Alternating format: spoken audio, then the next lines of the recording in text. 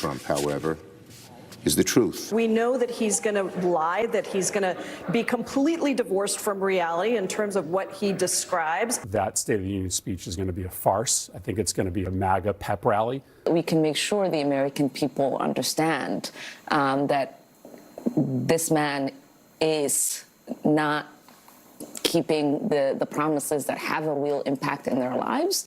White House Press Secretary Caroline Leavitt says no one cares what these delusional Democrats think because President Trump will talk about winning. We're so excited. It's a big day and it's a big night for President Trump, and we know he's going to give a fantastic speech. The theme is the renewal of the American dream, and the renewal of the American dream is underway already. Look at all that President Trump has accomplished in his first month as president. He's going to highlight some of those accomplishments. He's also going to talk about his plans to fix the economic mess that was created and left for him by Joe Biden in his administration. He's going to dive into foreign policy, talk about his intention to end the war in Ukraine, talk about his plan to bring all of the hostages out of Gaza home. And he's also going to make an ask of Congress tonight. We need more border funding to continue with these deportations that have been incredibly successful. An off-duty police officer in Boston killed a man with a knife who chased two people into a Chick-fil-A.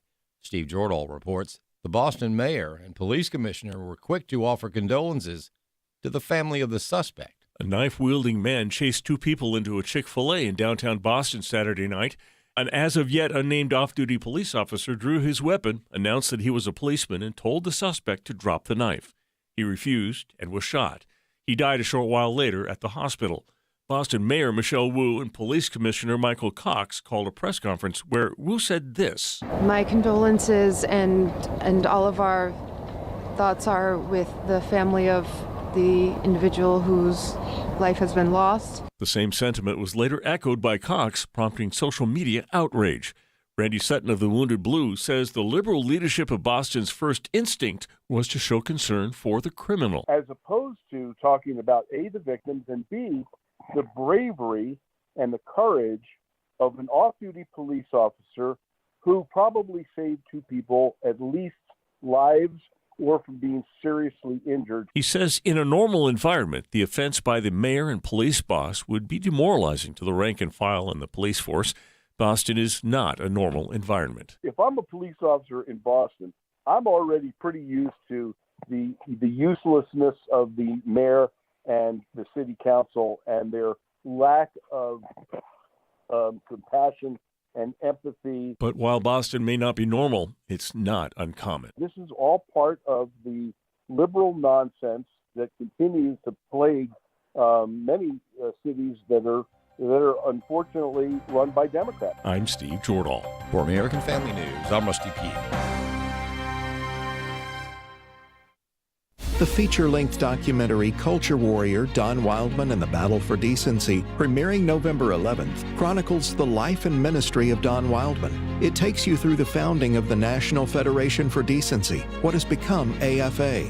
It's a call to stand firm for righteousness and shows how that resolve can make a huge difference in our world. If we lose this cultural war, we're going to have a hedonistic, humanistic society. Find out more and watch the trailer at culturewarrior.movie. Welcome to Today's Issues, offering a Christian response to the issues of the day. Here's your host, Tim Wildman, President of the American Family Association. Hey, good morning, everybody, and welcome to Today's Issues on the American Family Radio Network. Thanks for listening to AFR on this Tuesday, March the 4th, 2025. And I will introduce our panel, and you will decide later on whether it's distinguished or not. Wesley Wildman. Good morning, Wesley. Good morning. I'm here with the head coach, but I'm here for the audience, okay? Oh, you're here for the audience? Yeah, I just, you came for taking one for the team. Taking one for the team. They've been asking about me. Oh, is that why your voice changed? That's right. You got a head cold? I do. So just for anybody listening, but you can't transmit that through radio. No. So that's a good thing. No, and your voice. Everybody beside me though. You mean you might have cold? Cold. I got a head cold. We don't want it. You got a head cold? Yeah, I got a head cold. Okay.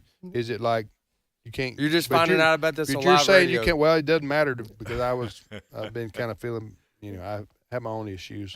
All right, so Chris Woodward. Good morning, Chris. Good morning. Are you healthy, Chris? As far as I know.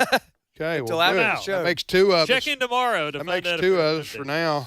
No, you can't. I don't think a head cold's contagious. You get that from changing weather. Okay, well, Ray Pritchard's in Kansas City. Good morning, Ray. Good morning, Tim. How you doing today? Doing well. Speaking of the weather, there are many states today that are going to be impacted by severe weather, including our own here in Mississippi. We're like ground zero for severe weather today. I say ground zero. I mean, that's what the Weather Channel map showed.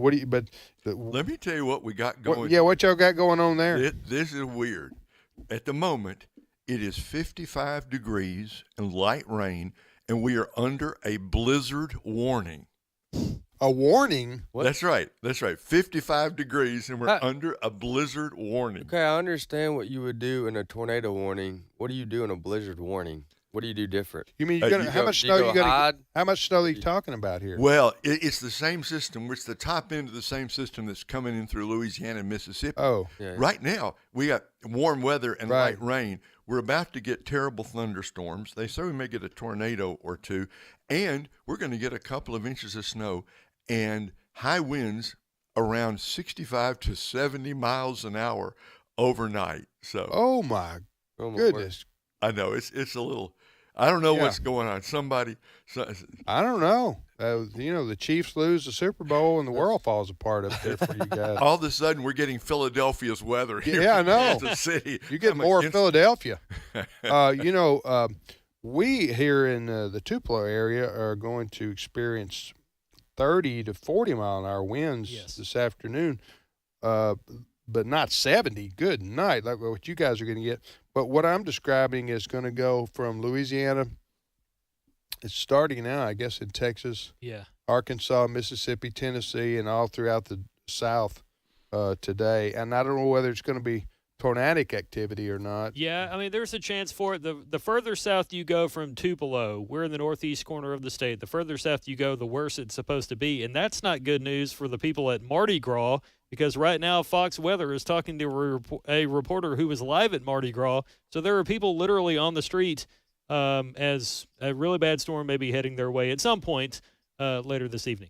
I don't think it's going to affect people at Mardi Gras. I don't know that they'll care. They'll just take another drink and they may not even be aware there is a storm.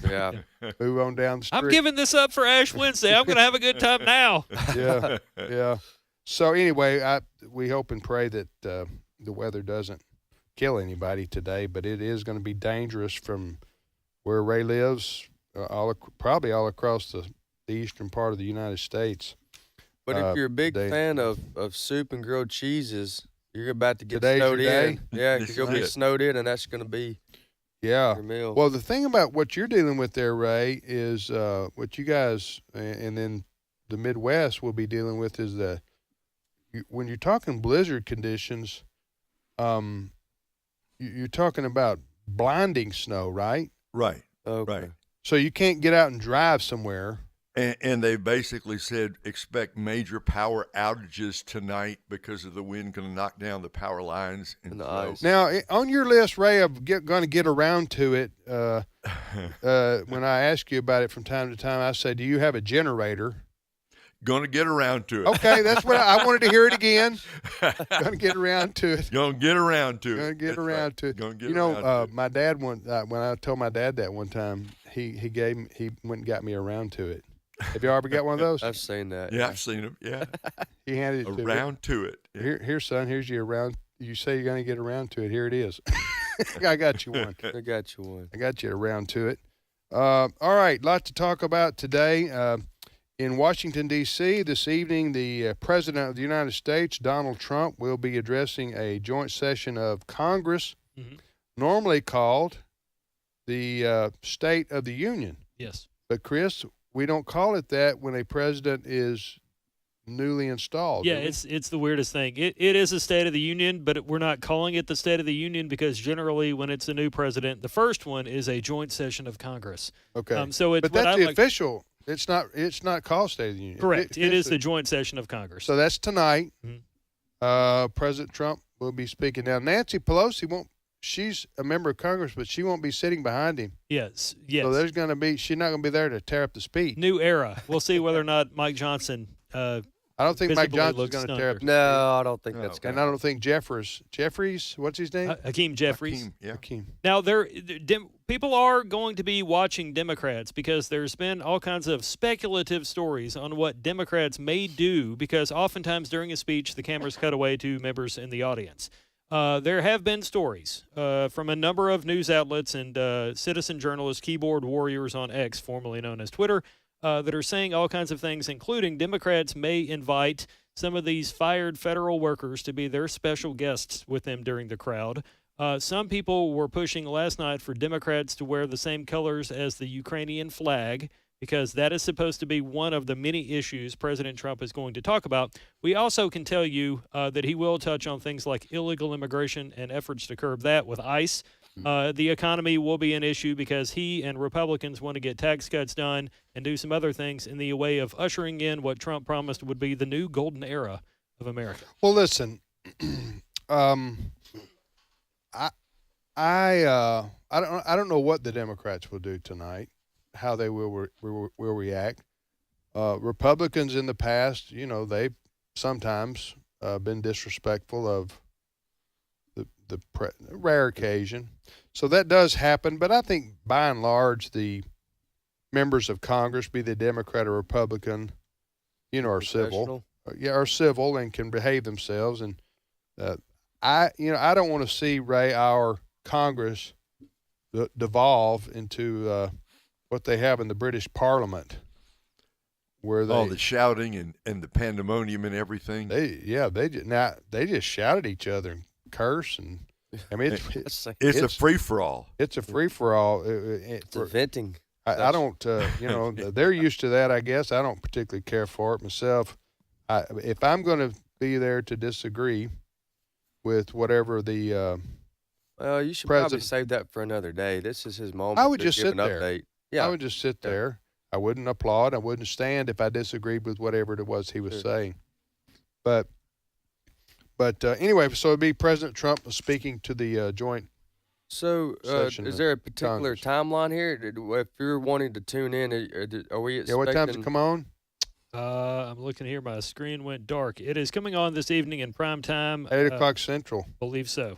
Yes. 8 o'clock Central. Is it a 30-minute, 45-minute, an hour? What do we expect? Or is there We're even talking a time Trump limit? here, Wesley. I would say it's at least 60 Rhetorical minutes. questions for the audience. Yeah, I would say it's at least 60 minutes. Most of these kinds of addresses, whether they're called the State of the Union or Joint Session of Congress, run about 90 minutes from start to finish. I did joke in the Today's Issues meeting that if both sides really want to up their poll numbers, they could be quiet, let him do his thing, and knock it out in about 15 minutes, and then we could all go back to watching our regularly scheduled television program. Okay, so we'll come on at 8 o'clock Central, 9 o'clock Eastern.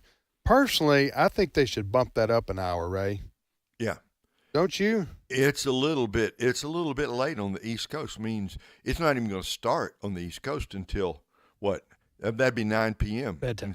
Is the average American interested in this, or is this like politics, or just something they say? Oh yeah, but I'm not interested in watching that. If what happened with Zelensky in the Oval Office, if that hadn't happened, I would go. I think most Americans. Honestly, this is how tuned in I am. Tim, I didn't know till last night that Mr. Trump was speaking tonight. I didn't either, and I pay attention to the news. It flown over my head. But, it's getting a lot of coverage this morning. And Mr. Trump's got to say something about Zelensky and Ukraine. We've got to get his detailed thoughts on that. Mm-hmm. So I imagine just because of that, more Americans will tune in than usual. Well, plus, it's Donald Trump, and you never his first know. time. His first time this presidency to speak. That's right. At a quote. I say quote. It's not it's a State of the Union in another name. Yeah, it'll be interesting to see what Mr. Trump says tonight because he's been able to do a lot since he was inaugurated. So there's a lot he can talk about. With respect to the Ukraine and situation there, and his, as you say, his meeting last Friday that went berserk, so to speak, with Zelensky at the White House. You know, I don't know what. It'll be interesting to see what Mr. Trump now says. What has happened in the last 24 hours is this. There was money that was designated, that is designated and approved by the Congress before the President Trump was elected, that was to go to fund the war effort in Ukraine and help them in their war against Russia. And that money, President Trump has paused. I don't know that he can stop it because it's already in the pipe, so to speak, but he's paused it. And I don't know that has he said, Chris, President Trump or the White House, have they said why they did that? Yes. A White House official said Tuesday that Trump is focused on reaching a peace deal and wants Zelensky, quote, committed to that goal. The official added that the U.S. was pausing and reviewing its aid to ensure that it is contributing to a solution. By the way, there are stories today from Newsmax and a few other news outlets that say Zelensky is still in favor of doing a minerals deal, which could be the pin to all this. We talked about this yesterday on the program with Jenna Ellis here. Brother Tim here, and I am speaking in third person, I do not understand this minerals deal connection to ending our funding of the war. I don't know what one has to do with the other. Or does it, Ray? Do you understand what's going on here? Well, there are two things going on as I understand it. Number one, we want to get something back for all the billions we've put into Ukraine, right? We want to get a return on our investment. That's one thing. The other thing is that by signing this deal, it means that American workers are going to be over there, American technicians, American business people working on getting these rare earth minerals and dug out and shipped over here to the U.S. That's supposed to be, I guess you'd call it, Tim, a layer of security in this sense to make Mr. Putin think twice before he launches another full-scale invasion of Ukraine, because there's going to be a lot of American advisors and business people over there. I think it's something like that. It's something that by signing this deal, it's partly to make Mr. Putin scratch his head a little bit and say, well, maybe I better think a little bit before I invade Ukraine again. Is it a security guarantee? No, but I suppose you call it a step toward a security guarantee. Well, maybe President Trump will explain it tonight, like I'm a third grader. Yeah. Because I don't get it at all. I do get both independent of one another. I get President Trump has said, right, Wesley, that we don't have any more money to fund the Ukraine. Right. Isn't that what he said? Yes. And we're not giving them any more, right? Right. Okay, that's I don't know why President Trump just didn't say that at that meeting last Friday, looked at Zelensky and said, sir, he didn't say sir to anybody, but well, let's see. How would you say? Whatever he calls Zelensky. President Zelensky. Vance called him President Zelensky. Okay, so President Zelensky, I'm glad you're here today, and as I've told you, we have no more money to give you, and you're going to have to look elsewhere for it, and but we wish you the best in your attempt to stay free of Russian whatever that word is. Are being conquered by the Russians. Best of luck, buddy. And then say, once you figure out a peace deal, this is Trump talking. Once you figure out a peace deal with Putin, come back and see me if you still have a country, because we would like to do a minerals deal with you, whereas we send American companies over there to help mine these minerals, and we'll pay the Ukraine, pay you for it. We'll do a joint venture, a business deal. So to me, that makes more sense, what I've just described. Yeah, I was trying to see the problem with that. I don't see a problem. Than trying to meld some kind of this. Okay, maybe he's taking advantage of the situation. I'm going to speak crudely, okay, here. Not profanely, but I'm going to speak crudely. What this appears to me to be is that Zelensky's house is on fire, and Trump says, I'll help you if you'll give me the refrigerator. Yeah. So that's not a bad way of putting it, actually. Okay? Right. That's what it looks like to me. So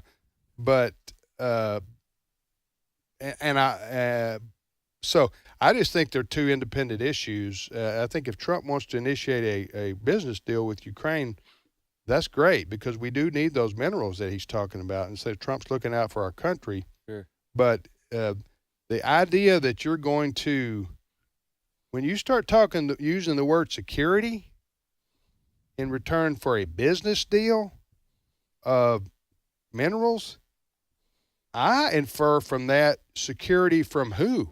Security from Putin. Right. And his armies. Okay. Sure. How do you do that? You continue to fund the war. But you get something out of it, though. But then Trump needs to say that. He needs to say, I'm willing to continue to fund the war if I can get something out of it for my country. You see what I'm saying? Yeah, I see exactly what you're saying. Otherwise, I'm confused about. I really am confused about what.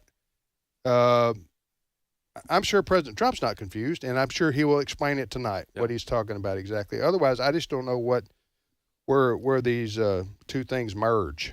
Because when you say, and I do think that's what Ray Zelensky's looking for from his point of view. From his point of view, he doesn't want to say, "Hey, let's do a business deal while my country's on fire." He wants to say, I'm willing to listen to you, Mr. Trump, about a business deal if you'll help me beat back the Russians. Sure. Yeah. But if Trump doesn't say, I'm willing to help you beat back the Russians, then he's not. Then the Zelensky's going to say, well, why do I want to do a business deal with you? Go ahead. Has it not been a fact that the Trump administration is wanting for the war to stop where it is, and for Zelensky to concede what they've already taken, and to stop now? I mean, yes. Okay, so then, I think that's true. So apparently there's still negotiation going on, and neither sides are. Well, here's the part that Mr. Trump is leaving out that I think would help explain everything. Yeah. Tell us what you've talked to Putin about. Yeah. Because we know that you don't like Zelensky, right? Right. And you don't want to fund the war anymore, which most Americans agree with that. Right. But tell us the other half. Mm-hmm. What have you talked to Vladimir Putin about that makes him willing to agree that a minerals deal for the United States is something he could go along with, and that he will pull back his troops? And what are the conditions that he has agreed to? Yeah. You think that's fair, Ray? Yeah, it's 100% fair. One of the complicating factors is that Zelensky said, hasn't he been in Europe the last couple of days? He's a desperate man. Yeah, he went back. He said this war is going to go on for a very, very long time. That's the last thing Donald Trump wants to hear. He wants to hear, Mr. President, let's make a deal, let's get peace, let's end the war. And Zelensky's saying, no, this war is going to go on for a long, long time. You almost have worldviews that are in conflict there. If one guy's saying, I want your aid, and we're going to need it for a long, long time, and the other one is saying, let's make the best deal we can now and end this war, it's hard to get those two sides together around. Well, I think what Zelensky would argue was, if we have the resources, we can beat back the Russians. Mm-hmm. Yeah, I think that's what he believes. He does. I think he tried to make that point in the Oval Office showdown. I think he's a desperate man, and he's looking for help anywhere he can find it, and he feels all alone, and he knows now that Trump is not going to be his friend.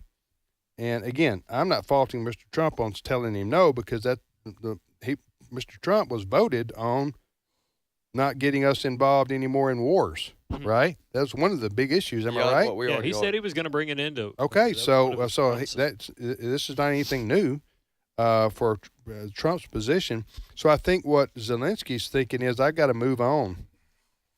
I got to move on from depending on America, and I'm going to look to Europe, and maybe they'll help me. Mm-hmm. And if they don't help him financially, then probably his country will fall to the Russians, and the Ukraine will be part of the Russian Federation. Yeah, the BBC showing video right now of the British Prime Minister, who was just in Washington last week, around the same time that Zelensky was. They were all smiles and, handshakes and hugs and whatnot between the British PM and Mr. Zelensky, who, by the way, was wearing his fatigues like he often does when he visits foreign leaders. Okay, about Zelensky wearing the fatigues or whatever and the shirt and not wearing a Western suit or a suit, I read about what he said about that.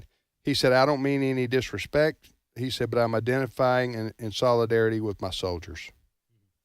They're fighting a war, and so I choose to dress like they are. Yeah. That's what he said. You know what I'm saying? I wouldn't doubt that. A reporter, I don't have the audio, a reporter did ask him in the Oval Office the other day, do you own a suit? And he didn't share that sentiment. The thing that looks bad for Zelensky with the average American is your country is at war with a major superpower, and you're jet-setting around the world to go to all these parties. But he's not going to Cancun. Well, he has time, though, for like a Vogue photo shoot with his wife and things. It looks bad to the American that we're being expected to pay for this, and you're traveling around the world while your guys are at war. But but you got to travel around to meet with people who will give you money. That is true. Yes, that's a fair point. Yeah. Yeah, Zelensky's desperate, and he's trying to raise money to save his country. That's what he's trying to do, and who wouldn't? Well, yeah, and at some point, one or two things are going to happen, and not just to state the obvious. Either he's going to get on board with the plan that Trump and his teams presented, or he's not, and he's going to be left alone. Yeah. So. Yeah, I know. That's what I think. He's coming to that realization. Yep. And it further enhanced that realization by the fact that Trump paused the money. Yesterday that was supposed to go to Ukraine. But whether Ukraine can survive without help from the Americans remains to be seen. So we'll have to see. But I do think it would be helpful if President Trump now would say, okay, I've talked to Vladimir Putin, and here's what he's willing to agree with. Yeah. You know where Ukraine stands. Here's where Russia stands, and this is what I'm trying to work out. Well, I look forward to getting some more answers on this tonight. Hopefully so. Yeah. We'll be back momentarily with more of today's issues on American Family Radio. Stay with us.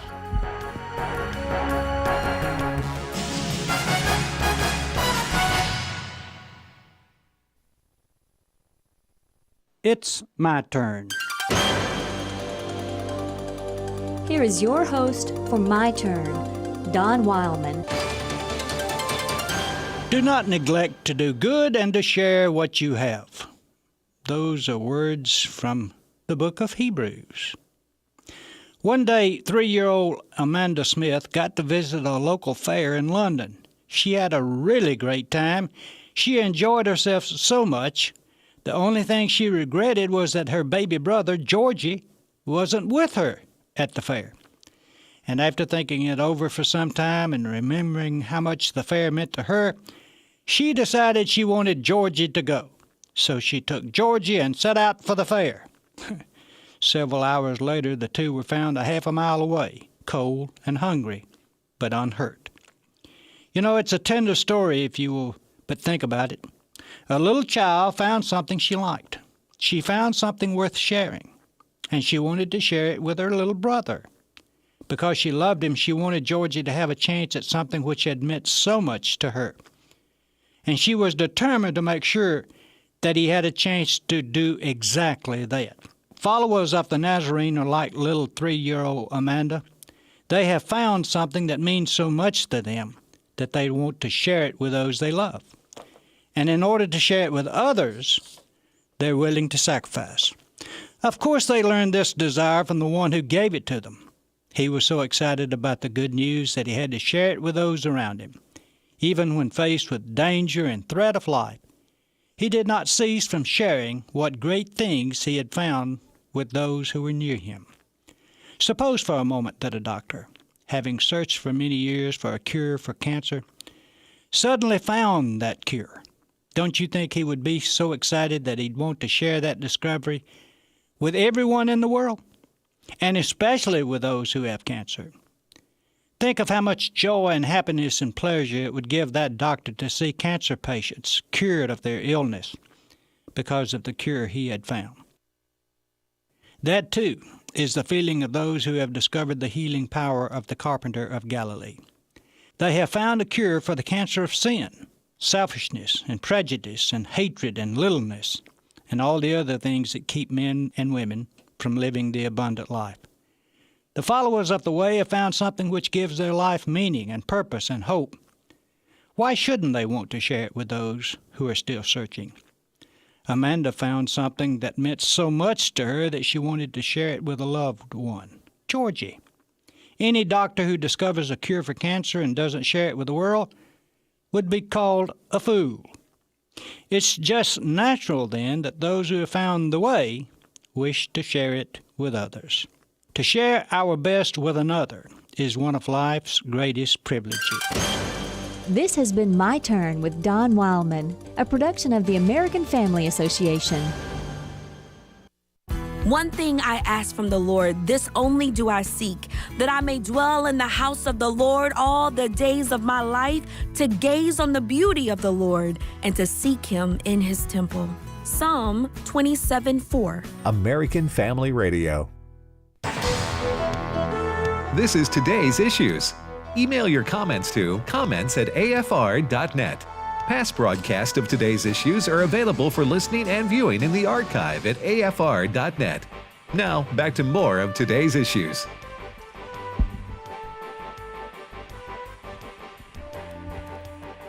Hey, welcome back, everybody, to the radio program Today's Issues on the American Family Radio Network. Thanks for joining us on AFR. Momentarily, we're going to visit with Sean Milner.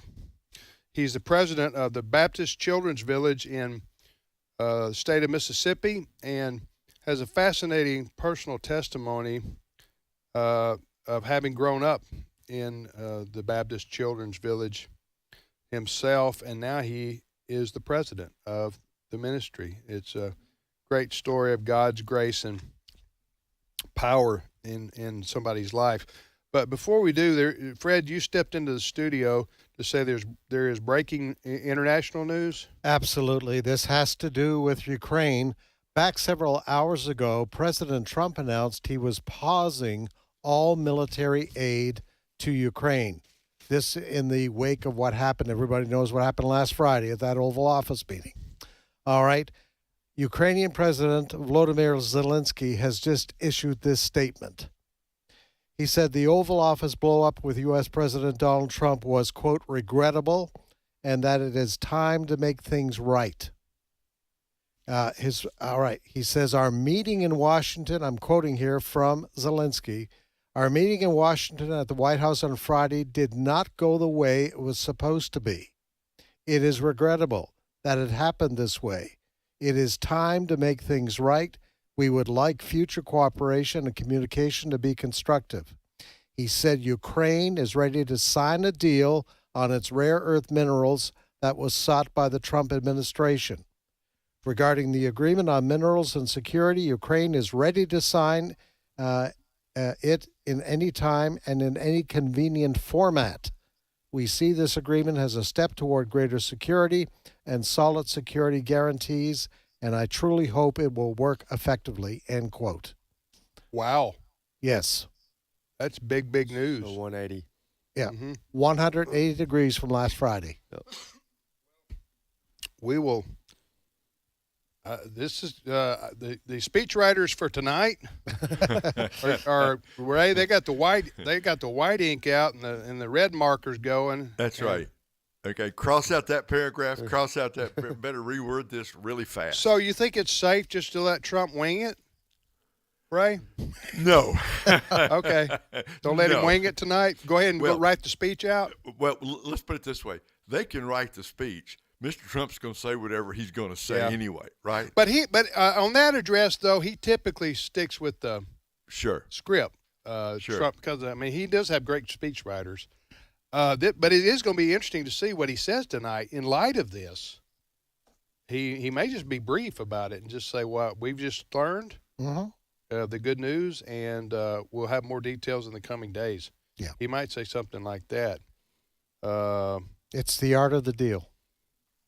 Yeah. Yeah, But let me tell you what. Now the pressure's not on Zelensky. Now the pressure's on Trump. Yes. Because this deal, now it will be up to Mr. Trump to explain what the deal is. Yes. And how it affects the security of the Ukraine. Yeah. And is Putin good with U.S. supplying security for Ukrainian people? Yeah. But that's what going to ultimately come down. What is the definition of security? I don't think Zelensky would agree to it if he doesn't think it means protection from military or otherwise. Trump's interpretation as of last Friday, security agreement is that we will have U.S. companies mining these precious metals. And he has said he does not believe Putin would do anything to break a ceasefire. Well, cross that bridge. That's chapter 2. Yeah. I know this is all going to work out in the end. It just sounds crazy to me. The way we'll make things work is while the bombs are flying, we'll just put some engineers out there in the field, and maybe tell them to go dig up some uranium. So dig up, and maybe Putin will stop shooting. We're going to have construction boots on the I don't know. We'll see. That's right. I'm sure President Trump will clear it all up for us tonight. How about that? Yeah. We'll see how that goes. All right, thank you, Fred. That is a big announcement. Yes, it is. From Zelensky and the Ukrainian government. Yes. Big Huge. announcement. Huge. Hey, Ray, just real quickly, you spent time in the Ukraine a couple times, right? Yes. What were you doing over there? Over there doing some Bible teaching, working with churches over there, teaching at the Bible Institute. Landed in Kyiv and went to a Word of Life Bible Institute just outside Kyiv. And beautiful country, love the people of Ukraine. And got to say, the Ukrainians in the last 3 years, clearly Putin underestimated them. He thought the tanks would roll in and the Ukrainians would roll over. But I could have told him that's not the way they are. They are a very tough, proud people, 1,000-year heritage over there, and wonderful country.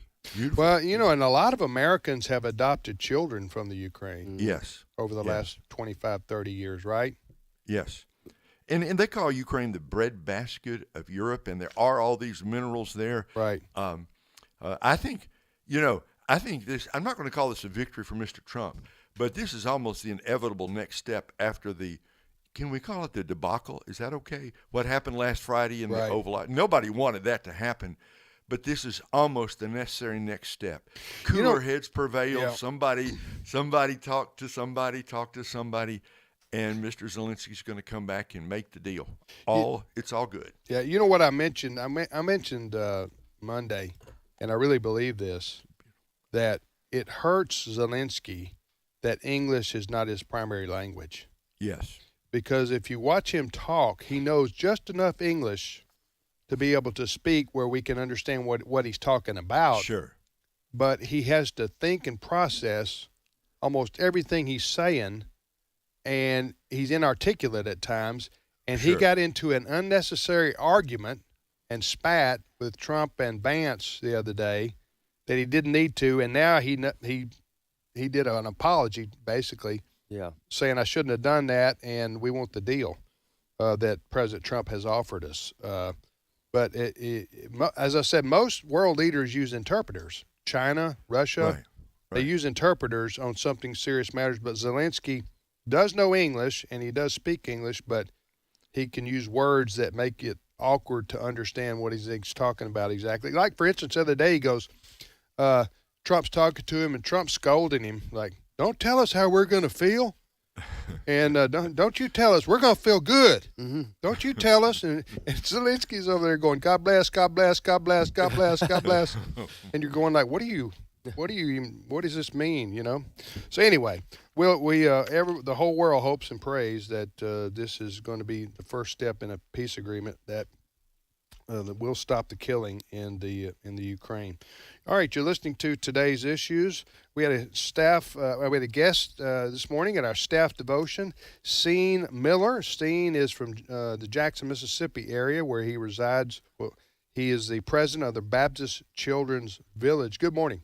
Good morning, Steen. Tim. Thank you for having me. Well, thanks for coming up, doing devotion for our staff, and you've done some other interviews here for us at American Family Radio this morning. Now, I said you live in the Jackson area. Is that true? I live in Clinton, which is right next door to Jackson. Yeah. Yes. And you live. Just tell us about the Baptist Children's Village. Most states, where the Southern Baptist churches are, and other denominations do similar things, have. Is it an orphanage? Is that what you would call it? I would not call it an orphanage as we understand the old use of the term orphanage, where both parents have passed away and so the kids have nowhere to go and they have to come live there. Do we have those orphans in our care? Yes. But this is more of a service to the orphans as defined in the Bible. In the Old Testament, in the Hebrew, the word was yatham. In the New Testament, it was orphanos.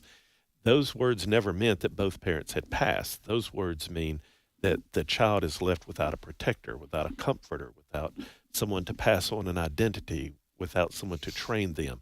That term would be appropriate for the children and the families that we serve. How many children are in your the village is really villages, right? I mean, That is you're spread correct. out across the state, right? That is correct. We have several different programs, residential's just being one, but last year, I believe the total number of children that we served throughout the state was 456. Wow. Inside our residential campuses where children actually come to live with us, I think that number is around 70. And that's about what it is every year. So you're the president, but you were telling our staff this morning, you lived in the Baptist Children's Village yourself for a long time, right? I did. I lived at the village, and I hold formally the record for living at the Baptist Children's Village longer than any child in its history. I lived there for 18 years. I went when I was 5 years old, and I left 18 years later What after I happened to graduated. you, if you don't mind me asking? How did you end up there? I don't mean end up in a pejorative way. You know Sure, what I'm saying? absolutely. Yeah. I understand, Tim. No problem. Most of our children come from at-risk backgrounds. In my own family, there were 5 Milner children. There were 4 Milner boys and 1 Milner girl. My father, he was a criminal. He would get put in prison in one city or state, and then he would get out and move his family across the country. My oldest brother was born in Pensacola, Florida. My baby brother was born in Sacramento, California. When my baby brother was 5 days old, I was 2 at the time. I don't remember this event, but I've been told about it by my mother and my siblings. My oldest brother at that time was probably 7 years old. So my father set us on a park bench in Sacramento, California, and left us there with no car, no money, no anything. You're kidding. And so my mother had to beg, go to churches, through charity, get train fare to get all of us back to her hometown, which was down in Port Gibson, Mississippi. This would have been what, in the 70s? Or? This would have been, that would have happened in 60, I was 65. That would have happened in 65. She got us back to Mississippi. That would have been 67. I'm sorry. Right. Because when I was 5 years old, I do want everybody to know that I had my mother until I was a sophomore at Mississippi College. She was a severe alcoholic, and alcoholism took her life when I was a sophomore in college. But when I was 5 years old, life got to be too big, and she screamed out for help one more time by pulling a trigger. I can remember pulling her back into the house with my other siblings, my brother Bruce, who lives here in Tupelo, Mississippi, running 2 miles to the nearest house that had a telephone to call for help. That's when the village showed up, and we became part of the Baptist Children's Village. Is his microphone working okay? Brent, I want to make sure that Scene's microphone is working fine. It just sounded like it was cutting out a little bit on me. Wow. It's only by the grace of God you're sitting here today. It is. You it know is by that. the grace of God. And then what God did with your life. Why didn't you? So you went on to graduate from college. Correct. Start your own life. Yes. You shared with us this morning in staff devotion. You said God gives us a calling, all of us in our life, whatever it may be. Whatever it is. But then He doesn't promise it's going to be bed of roses. Right. And you know that all too well. Yes. Did you ever say, or you probably did 1,000 times along the way, why is this happening? Oh, absolutely. And I think a lot of people facing very, very difficult circumstances, why does this happen to me? And our house parents were good to read the Bible to us. And to be honest, Tim, when I was young, that it took a while for me because, Jeremiah 29:11, I have plans for you, declares the Lord. And I was thinking, hey, if he's got plans for me, he don't know what he's doing, but in my opinion, he probably doesn't exist. So God worked in my life, and there's those kind of questions. And then you come to the realization, no, he's here. And the question of where he is, he was sitting on that park bench. He was sitting on the kitchen floor. He was with me when I doubted him. And then he continued to work in my life through the hands and feet of his children. So how did you get to be president of the very Baptist Children's Village that saved your life? Yes. How did that happen? When I left college, I ended up going back to law school. I had my own law firm for 23 years. I practiced law. What kind of law? The village needed Because I want to see if I like you or not. I mean, I'm just being honest with you. Real estate law, I'm good with you, man. No, I'm just kidding. You practice. We need Christians in all forms of the law. In all forms. That's right. Well, the village Go ahead. became in need of an executive director. And I had stayed in touch with the village. I was very close to them. And so when the opportunity came along, I could not say no. I sold my law firm to my law partner. And how long has that been? That was on November the 1st of 2016. So I've been there now 8 years. Amen. Talking to Sean Miller, president of the Baptist Children's Village. How can people? I don't want to interrupt you. I got questions. Yeah, we're going to get to your questions, but I want to get some important stuff in before the hour runs out, because you came to Tupelo to do this interview. I know because you like me, but you came here too because it's your job to promote the needs. Correct. Of the Baptist Children's Village. What is your, and there I know there are people listening across America who aren't Mississippians, right. But for those listening who do live in the Magnolia State and are listening to this, and you may have, you wouldn't have to live in Mississippi to do what we're about to talk about. Right. What is that? What is that big need? Our number one need at the Baptist Children's Village, the Bible is absolutely true. The fields are white unto harvest, but the laborers are few. Our biggest need at the Baptist Children's Village is house parents, those people that are called out by God to come and actually live inside the home with our children, to be the parents for these kids, to make sure that it's like a home, to make sure that they see a Christian couple in the image of God, demonstrating for them what a family looks like, who can love them, who can help them, who's patient with them. So if anybody wanted to be called to missions, but they can't go overseas, they want to do something here and they're willing to work with children, give us a call and let us explore that with you. We're going to pray with you about it. We're going to work very hard to find out, hey, is this the real right place for you, or is it not? And so if anybody feels like that, that would be our number one. That would be our number one. How do they get in touch with you? The Baptist Children's Village, you can call us on our phone number, 601-922-2242. Let us know that you're interested in being a house parent. We'll get you to the right people. Or come on our website. You can fill out an application on our website, and that address is www.baptistchildrensvillage.com, or it may also be bcvms. Say www again. That was so Southern.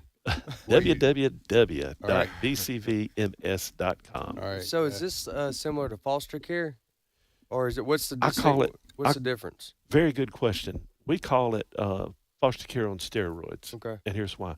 so many people become foster parents, and these are godly people. And if you have somebody in your church that does foster care, please wrap yourselves around them and support them, because they are really, really serving, being the hands and feet of God. Amen. What the Baptist Children's Village is able to do is we're able to take larger sibling groups to hold larger families together. We have a case manager on every campus all the time. We have a campus director on the campus all the time. And so there's a whole lot of resources surrounding the house parents, so they're not out there by themselves. Foster parents, they still have to work outside the home, so kids have to come home. They have to be cared for. Maybe they're teenagers. They're at home by themselves until the foster parents get home. That's not the way it is at the village. The house parents, this is their full-time job. So the kids are provided with 24/7 supervision. There's always somebody there with them. So, yes, it's like foster care, and I'd call it foster care on steroids. And who's eligible for this opportunity?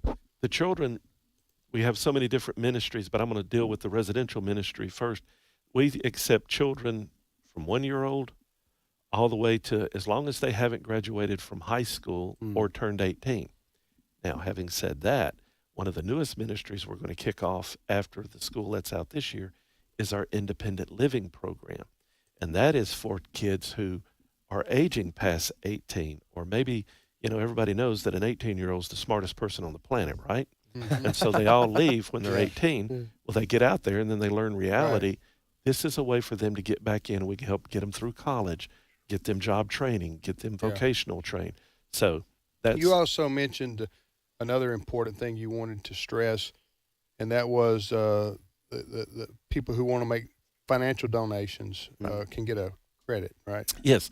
The Mississippi legislature has just been absolutely fantastic with us and agencies like ours. But for individual donors, if you're an individual or if you're a business corporation, you can donate 1/2 of whatever your income tax liability is to the Baptist Children's Village, and now you only owe the state the other half. So if this is not a deduction, this is an absolute dollar-for-dollar tax credit. Wow. So whatever you think your income tax liability is, you could donate half of that to us, and you can call us. We'll walk you through everything that you need to make that happen, because that is another significant need. And expanding our ministries and everything we're doing, of course, it costs money. And so this is a way that you can donate and it not change your budget, because this is money you're going to give to the state anyway. Right. We're talking to Sean Milner from the Baptist Children's Village of Mississippi. He's visiting with us today. One other question I have, and then Ray Pritchard may have a question. One question I have. When you were talking about you and your siblings, there were you and 5 of you total? 5 of us total. And your what ages? I'm talking about the Sacramento bench. Oh, my baby brother was 2. He was 5 days old. I was 2 years old. And then it went 3, 4, and 5. And you're sitting on a bench in Sacramento, California, 2,000 miles from your mom's home. Your mom's there. Right. And that's just, and here you are today talking to us when you could have, so many bad things could have happened. Yes. You know what Bad I'm saying? decisions could have taken, yeah. It's absolutely the grace of God. Because your dad walked away. Did you ever hear from him again? Actually, he showed back up at one time, and we tried to live with him, and then he disappeared when I was 8 years old. And I did not find out about him until about 5 years ago, and he had passed away in Arizona. So your mom's trying to take care of y'all, get you back to Mississippi, but she herself struggled with alcoholism, and just your siblings, if I can ask you, today. Oh, yeah. What happened to them? My oldest brother actually lives here in Tupelo, Mississippi, Bruce, the guy that ran to make the phone call. Then my sister lives in Meridian.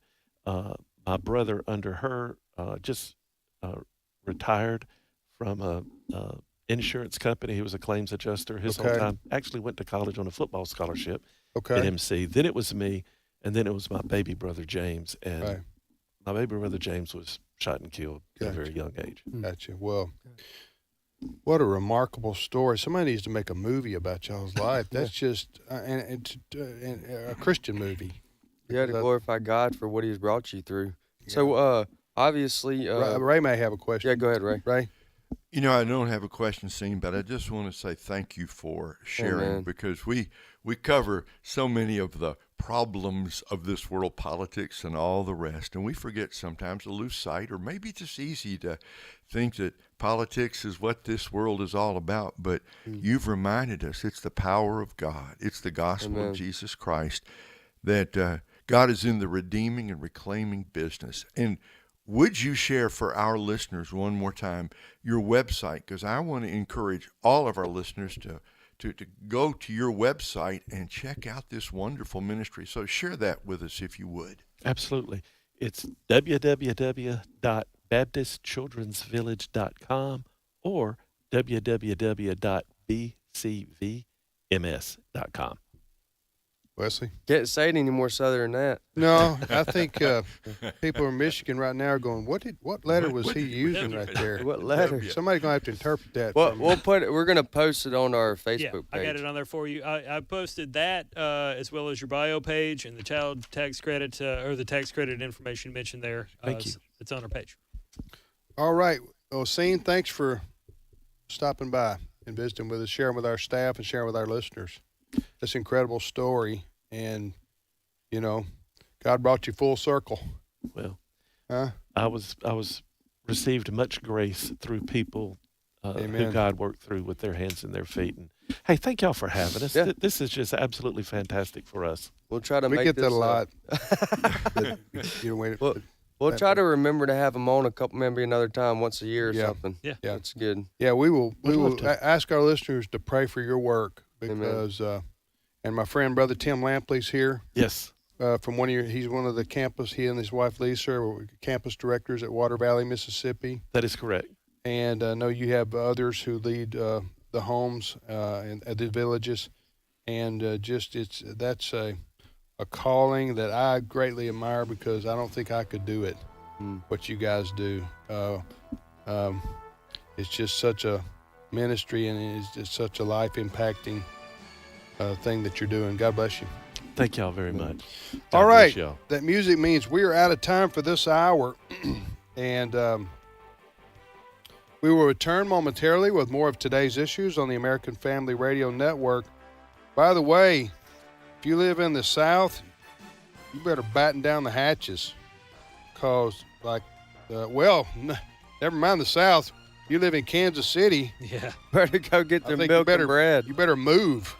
Kansas City is why we're battening down the hatches. Well, I was thinking, I'm thinking all the basketball goals that are about to yeah. go down in your yard if you don't get them laid down, because it's about to get 50-mile-an-hour winds here. We'll stay with us. We'll be back momentarily.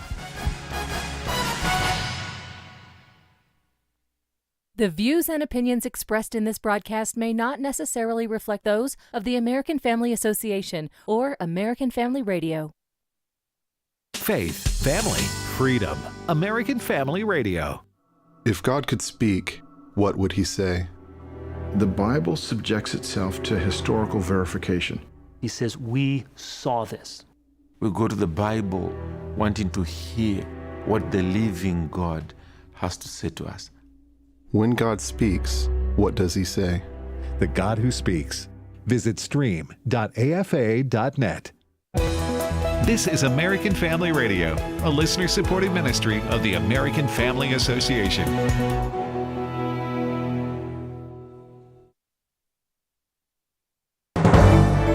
American Family News, I'm Rusty P. The Trump administration has redesignated the Houthis as a foreign terrorist organization. A statement from Secretary of State Marco Rubio confirms the department's return of Ansar Allah, commonly known as the Houthis, to the U.S. list of terrorists. A January executive order signed by President Trump directed the Secretary of State to recommend the redesignation of the Houthis within 30 days. The Houthis are an Iranian-backed Shiite militant group that controls part of Yemen, who opposes Israel and the U.S. and aligns with Hamas in the Gaza Strip as well as Hezbollah in Lebanon. Trump also made the designation in 2021, the day before President Biden took office. It was reversed by the Biden administration less than a month later, citing the humanitarian consequences if aid was cut off to Yemen. Tanya J. Powers, Fox News. The Trump administration continues to criticize Ukraine's leadership after an explosive Oval Office confrontation last week between President Trump and Ukrainian President Vladimir Zelensky. Vice President J.D. Vance says Trump wants Ukraine to come to the negotiating table. We want the Ukrainians to have a sovereign and an independent country. We think the Ukrainian troops have fought very bravely, but we're at a point here where neither Europe nor the United States nor the Ukrainians can continue this war indefinitely.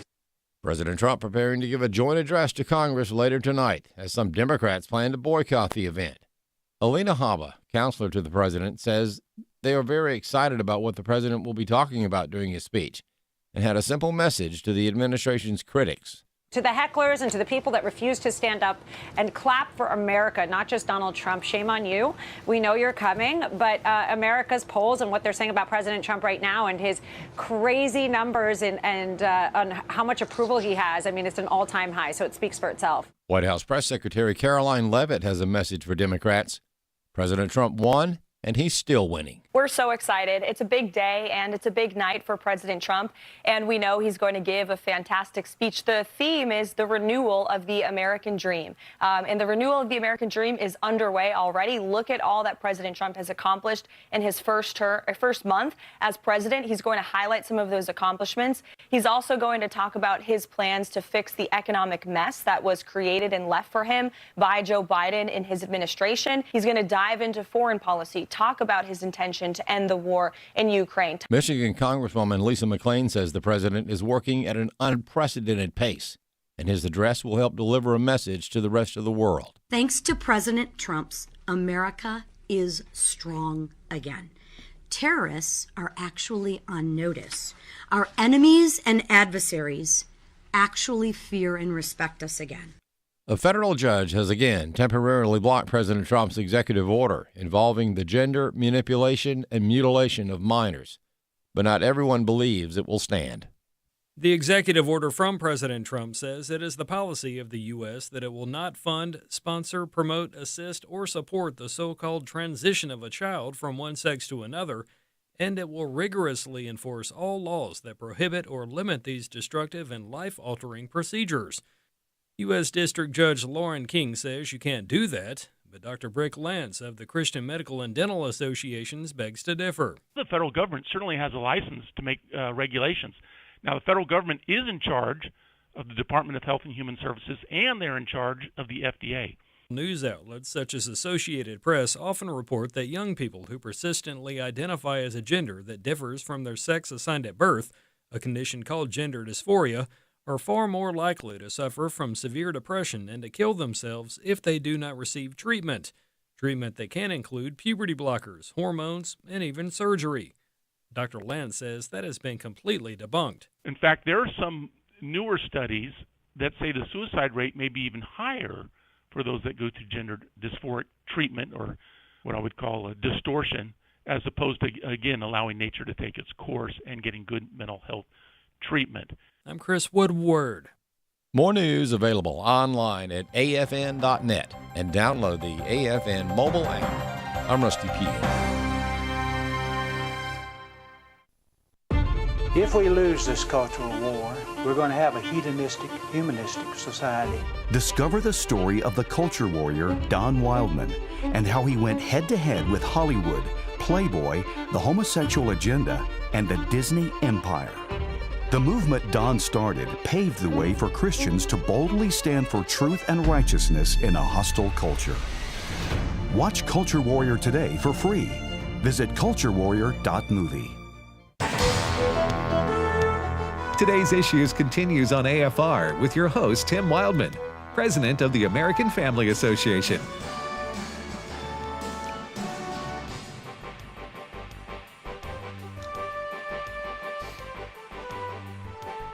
Hey, welcome back, everybody, to Today's Issues on the American Family Radio Network. Today's Issues, the name of this program here on AFR. Our website's afr.net. If you want to download any of our podcasts for this show or any of our programs here on American Family Radio, just go to our website, afr.net, and the podcast is there, the podcast banner, and you can listen on demand then to American Family Radio. We also have an app, so if you travel and run out of our signal, from one of our radio towers, just switch over to the app, the AFR app, and you can listen anywhere in the world to American Family Radio anytime you want, as long as you have high-speed internet. So no longer can you say I can't get AFR when I leave my terrestrial radio station area, my signal. We can no longer, no more excuses. No more excuses. You can listen on the AFR app anywhere you. We have people listening on the app who don't have access to our radio stations all over the country and even internationally. Ray Pritchard in Kansas City. Good morning again, Ray. Good morning, Tim. And Steve Beatles Jordahl. Yeah, hey everybody. Ray, this is the shirt I was trying to show you earlier. That is gorgeous. You like that? I want one like All right. that. Yeah, Gorgeous. so I normally call Steve Paisley Jordahl because he wears Paisley shirts at least twice a week, maybe 3 times a week. But today you've got on your, is it Abbey Road? This is it's just kind of a. It's a Beatles. It's a vintage Beatles. Them crossing the. It's a picture of them crossing Abbey Road, the one where they're barefoot. This is the cover of the Abbey Road album. Okay. And but it's not the picture. It's drawn in kind of psychedelic colors a little bit. So. Well, I got. Yeah, so Steve's a big music guy and he's a big fan of the Beatles. So thus he's wearing wearing the shirt. Wesley, we wanted to mention something. Sure. Yeah, before we get to Steve and the news and a couple of the updates he's got prepared for us, I would like to let us know right before we came in from the break, you heard the clip or the portion of our intro where we where we mentioned Culture Warrior. You got to hear a little bit about it, and so we just want to take a couple opportunities this week to call it our Culture Warrior Emphasis Week, where we remind you of the video that we have produced, the movie that we have produced that highlights the founding of AFA through Don Wildman, my pawpaw, Tim's dad, and most importantly, how one faithful man can make a huge difference for the kingdom of God, for culture, and for the family. And so you can go find that at culturewarrior.movie. That's culturewarrior.movie. There you will find and be able to watch the whole movie from start to finish. You'll find a lot of interesting victories, small and large, that Pawpaw and AFA had in the 70s and the 80s and the 90s that you may remember, or if you didn't know about, you'll be inspired and be reminded that one person can make a difference. And so there's several testimonies. Some of these may be familiar. I'll mention a couple of them. You got the 7-Eleven, how they dropped Playboy and Penthouse magazines as a effort by Don Wildman and the ministry of AFA, and many of those that are listening right now were probably involved in that as well. Also, the impact that the movie released on the Last Temptation of Christ, boycott of Disney, the birth of American Family Radio, the network, because the network didn't begin into the 90s, but AFA was around since 77. So you're going to find the movie Culture Warrior movie by going to culturewarrior.movie or just culturewarrior.movie. That's culturewarrior.movie. And it's free to watch. It's free to watch, yes, sir.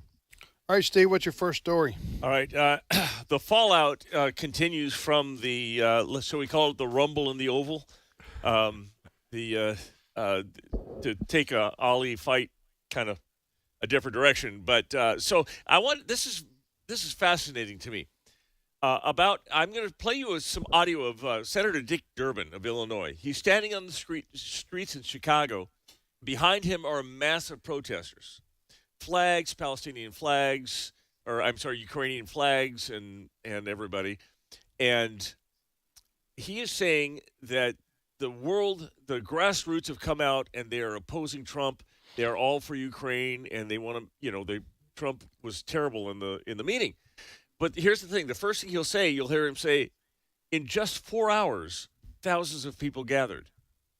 What are the chances that thousands of people walked out of their house 4 hours after a meeting with flags and signs and posters, congregated and decided to protest en masse in Chicago? It won't happen. But let's listen to Cut 13. 4 hours notice, thousands of people showed up in Chicago to protest for Ukraine and against Trump's decision to humiliate Zelensky. The message is clear. The American people stand behind the Ukrainians who are fighting for our values. Who is that? That's Dick Durbin. Senator. Oh, he's the U.S. Senator from Illinois. Right. Yeah, he was equally passionate about Israel defending themselves, too. Oh, what did he say? I'm just kidding. I'm just kidding. I was making a... What was your point? The point would be is that most Democrats, if not all, did not support or was against Israel defending themselves, but yet they want us to help the Ukrainians. It with no questions asked. Gotcha. I think my point, I think, Ray, is that there are a bunch of people that are on notice, that are on call, and probably on the payroll of the Democrat Party to gather and pretend that it's a grassroots gathering. That's what I said. 4 hours? There may be a large contingent of Ukrainian people who live in the Chicago area, Steve. I don't know. There might be, but do you is there, Ray? Oh, there is. There is a strong Ukrainian community. But Steve, your larger point is true. The Democrats are well organized, and they've got in every major northern city, right? Every major city, they've got their people ready to go on a moment's notice. And I'm sure there's going to be thousands out in front of the U.S. Capitol tonight demonstrating against President Trump. The Democrats want to play this off as populism, as Trump is. I saw a post that says Trump is the least popular president in the last 60 years. No, he's not. He's one of the most popular presidents in the last 60 years. And the fact that they use these crowds and these made-up protests to pretend that America in general, grassroots. Are they paying these protesters? Could I may consider? Well, that's right. There You're are available. positions open. we need some cash. You might have to carry a flag or two that you don't necessarily want to be seen with. How much money? I don't know. So what are we talking about here? Well, listen, let me just say this too, though, about that. Now, I don't know.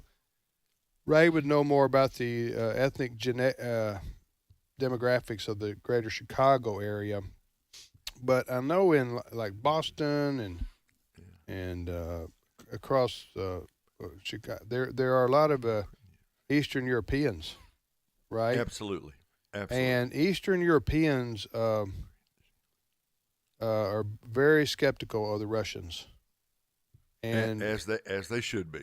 And they remember the old Soviet Union when the Russians dominated them, and so it wouldn't surprise me what I'm saying if you had Polish people and Ukrainians and Germans and others who come out to support the Ukraine. You know what I'm saying? Under these conditions against Putin and the Russians. You know, I had forgotten, but there's a part of Greater Chicago called Ukrainian Village that historically is where a lot of the Ukrainian families settles out on the west side up by Humboldt Park. So it's true. There's a big Polish contingent in Chicago, big Croatian contingent, and certainly there's a big Ukrainian population. Now, Steve, are these the people that Dick Durbin was? I'm not saying Brother Steve here is incorrect in his analysis or his story. I'm just saying there are going to be people across America who are upset with President Trump because they lived under communism. Sure. And their families did, and they remember those times, and they view Vladimir Putin, the former KGB agent, as trying to reestablish the old Soviet Union again. And they're very skeptical of anything that he says, and it doesn't mean they're against President Trump necessarily, although when Trump seems to be siding with Putin, it upsets those people, and I can understand that.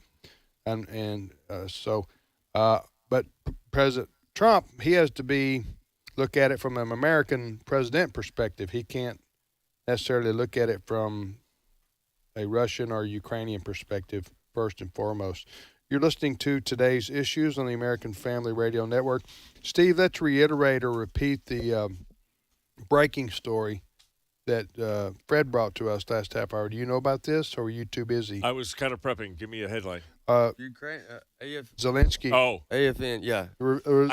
I did see a little bit of that. So, yes, Zelensky is kind of backtracking, I guess. No, he's not kind of. He's not kind of. He's done a 180 And we've got a story, the very story that Fred Jackson covered in the last hour. Go ahead and tell everybody about it, Wesley. You play newsman right now. I don't want to do that, but I will tell them where it is. And I will tell us what happened, though. I will. So the very story that Fred Jackson shared in the last hour is now up on AFN.net. That's AFN.net. It's a leading story now. The headline is Ukrainians, Zelensky regrets Oval Office spat and says it's time to make things right. And a couple things that Zelensky has said, and quote here, Ukraine is ready to come to the negotiating table as soon as possible to bring lasting peace closer. Nobody wants peace more than Ukrainians. My team and I stand ready to work under President Trump's strong leadership to get peace at last. So. Yeah, he had a good writer right there. He did. He did. Under President Trump's strong leadership. Wow. Yeah.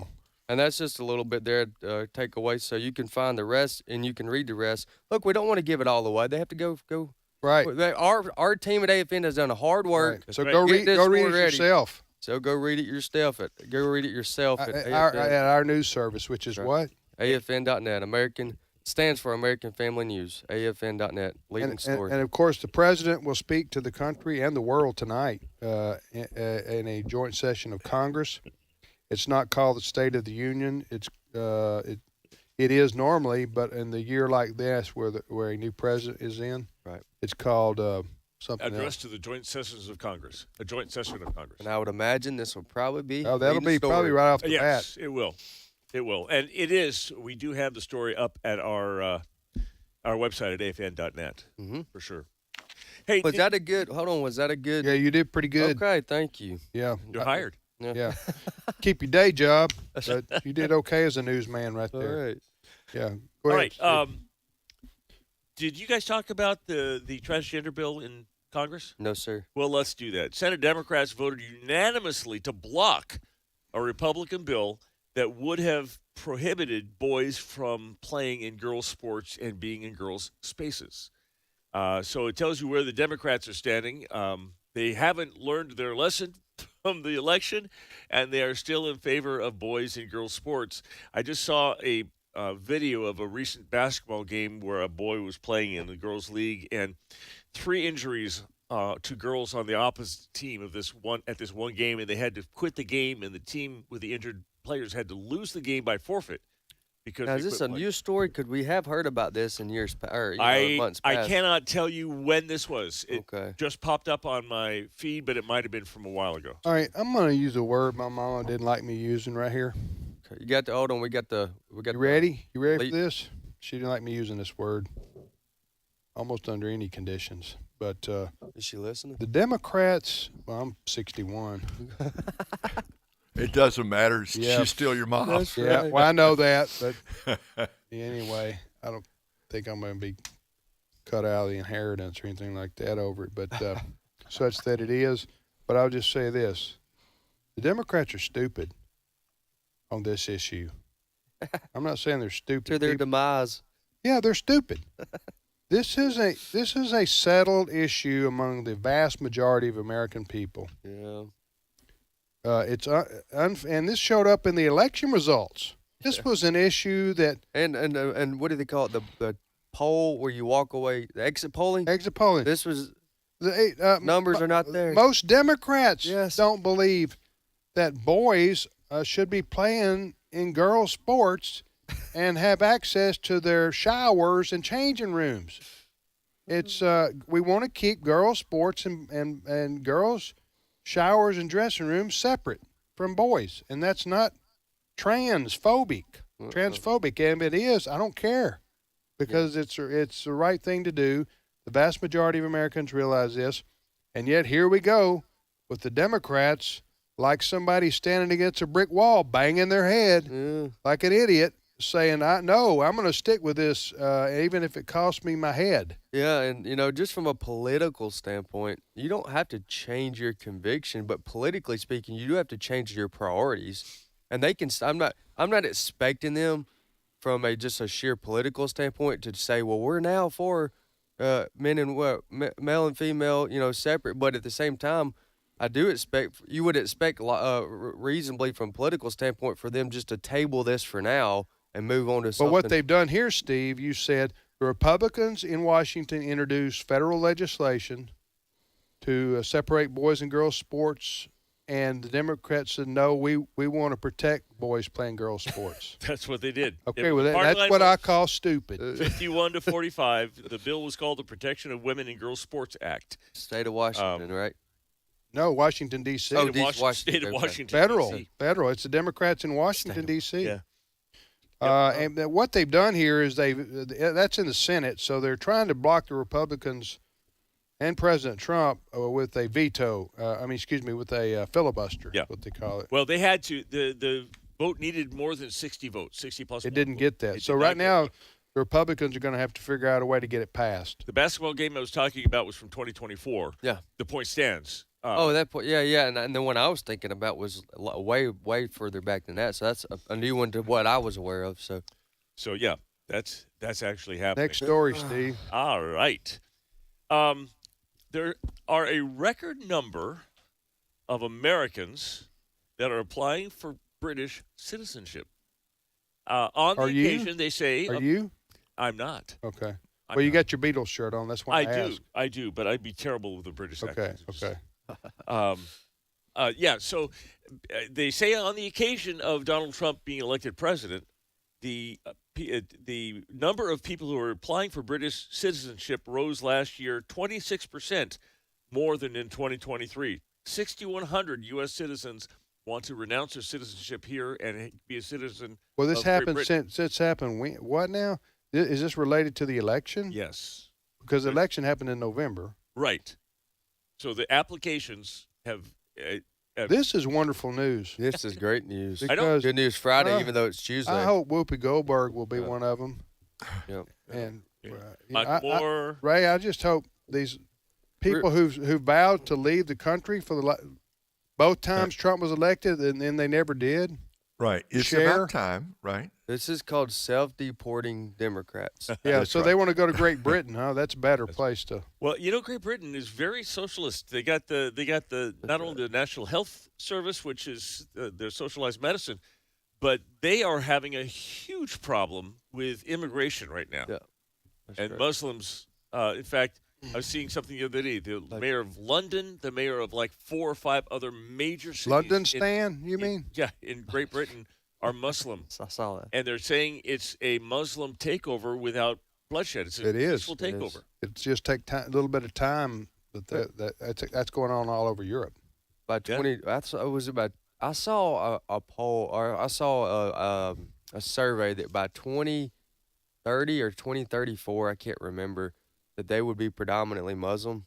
You're talking about Europe? Mm-hmm. At least by 2050, it'll be probably 50-50. Yep. And it doesn't take that percentage to create real problems, right? Ray, you tracked that story, hadn't you? Well, I'm talking about Muslim migration into Europe. I know, and that ship has sailed, I'm afraid, in France and in England, because the Muslim ideology, move in, build big families, and take over the society by whatever means necessary, and they're well on the way to doing that. And they've got the other people in Great Britain back on their heels. Yeah, you got the police back on their heels because we've been covering for years how there's no-go zones based on Islam run territories or run areas. Well, another problem for the Europeans are their birth rate's almost zero. That's right. Right. They don't. The Europeans aren't having babies anymore. I'm talking about the native Europeans to replace the people who are dying, and it's kind of like what's going on in Japan. That eventually will. You actually start to have negative population growth. Right. It just begins to shrink. Right, and that's what's going on in Europe. So. Europe will fall to the Islamic majority. Let's not take away from the great news, though. They're moving. That's true. We got sidetracked. That's true. The Americans have increased What was the main point of the story there, Steve? That the number of Americans applying for British citizenship is spiking. Increase. Okay, we'll because go of the for it. election. They don't want to be here under Trump. So, yeah. Right. We'll help them. Yeah, that's right. Along the same lines, we're going to move. help this too. Tim Walz says he might want to run for president again in 2028. Let's go. Talking about the fella from Minnesota, the governor The of governor of Minnesota. Minnesota that was Kamala Harris is vice president candidate. I understand Republicans are starting a pact to make that happen. Yeah. Good one, Please. Steve. That was a good one. That's a good one.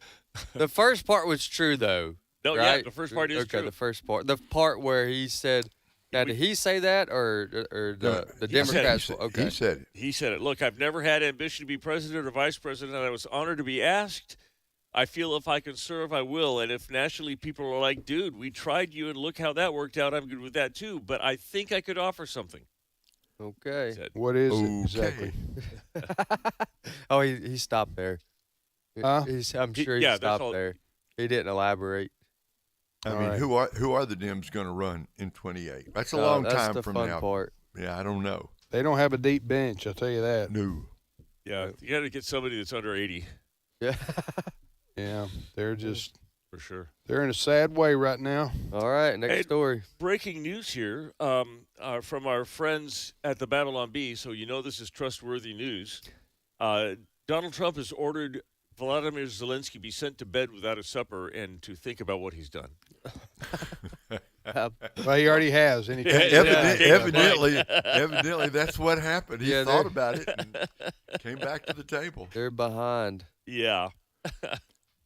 So. Go ahead.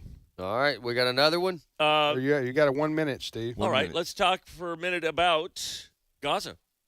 Because you remember Donald Trump said we he have was 1 gonna, minute now. You know that. he was going to turn Gaza into the Mediterranean resort. Well, now Egypt is stepping up and saying, no, wait. We want to turn Gaza into something. They want to return or keep the Gazans there, the Palestinians there, and just make sure that there's a government that is not Hamas, which is actually okay with the U.S. I think that's kind of what they've been hoping is they don't mind if the Palestinians stay best of luck to you. As right? long as there's no, but I think this might have been kind of Donald Trump's point of saying, let's take over Gaza. It sounds so extreme and so out of the pocket that I think he might have been hoping that somebody else steps up and says, no, do that. We'll step in. Hey, that's what you call moving the Overton window. There you go. Yeah, that deserves more commentary. We could do that tomorrow. We could do that tomorrow. Yep. Because that's a very interesting story right there. Okay, my thanks to Sean Milner for being on with us today, the president of the Baptist Children's Village of Mississippi, and thanks to Wesley and Steve and Chris and Ray, and let's see, Brent, our producer. Brent Creeley, our producer. Fred came in for a moment. Yeah, Fred. Breaking news. Came in.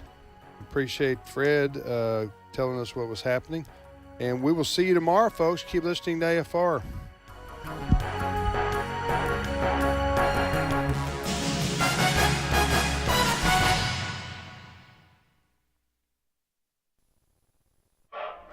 And my father, your